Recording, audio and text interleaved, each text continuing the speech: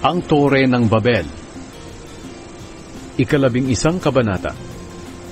Noon, isang wika lang ang ginagamit ng lahat ng tao sa buong mundo. Habang lumilipat ng tirahan ang mga tao patungo sa silangan, nakarating sila sa isang patag na lugar sa Shinar, at doon sila nanirahan. Ngayon, sinabi ng mga tao, "Magtayo tayo ng isang lungsod na may tore na aabot sa langit, para maging tanyag tayo at hindi mangalat sa buong mundo."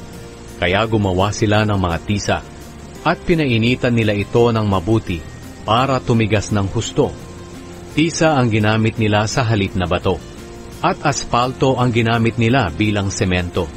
Ngayon, bumaba ang Panginoon para tingnan ang pagtatayo ng mga tao ng lungsod at tore. Sinabi ng Panginoon, "Ang mga taong ito ay nagkakaisa at may isang wika lang. At ang ginagawa nilang ito ay simula pa lamang ng mga binabalak pa nilang gawin. Hindi magtatagal gagawin nila ang kahit anong gusto nilang gawin. Kaya bumaba tayo. Pag-iba-ibahin natin ang wika nila, para hindi sila magkaintindihan."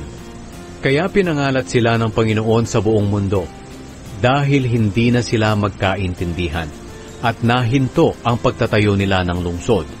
Ang lungsod na ito ay tinawag na Babel, dahil doon pinag-iba-iba ng Panginoon ang wika ng mga tao, at mula roon ay pinangalat niya sila sa buong mundo.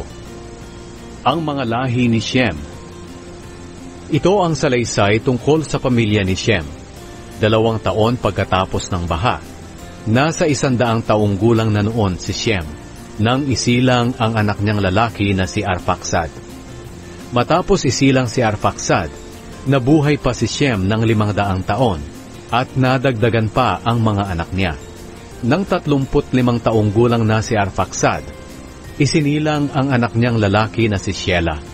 Matapos isilang si Shelah, nabuhay pa si Arphaxad ng 403 taon, at nadagdagan pa ang mga anak niya.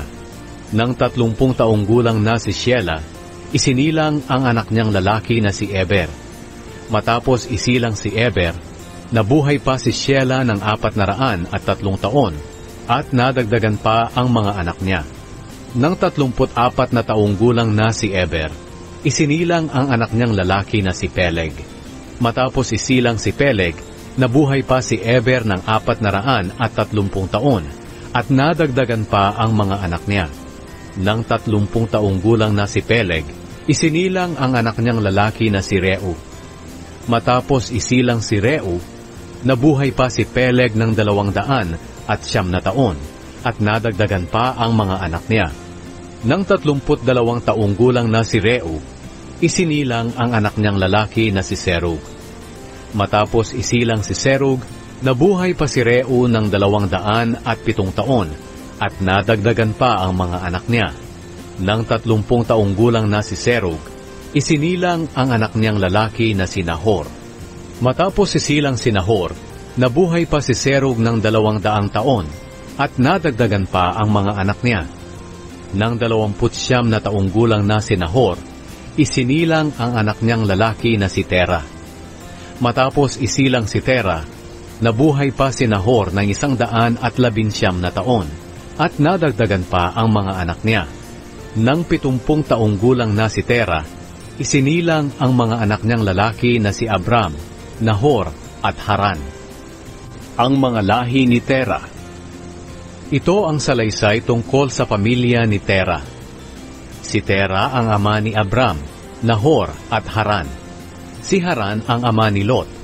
Namatay si Haran doon sa Ur, na sakop ng mga Kaldeyo, sa lugar mismo kung saan isinilang siya. Namatay siya habang buhay pa ang ama niyang si Tera. Naging asawa ni Abram si Sarai, at si Nahor ay naging asawa ni Milka. Ang ama ni Milka at ng kapatid niyang si Iska ay si Haran. Si Sarai ay hindi magkaanak dahil siya'y baog. Umalis si Tera sa Ur na sakop ng mga Kaldeyo.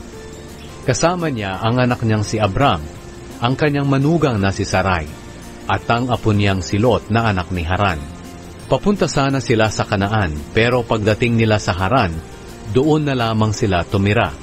Doon namatay si Tera sa edad na 205.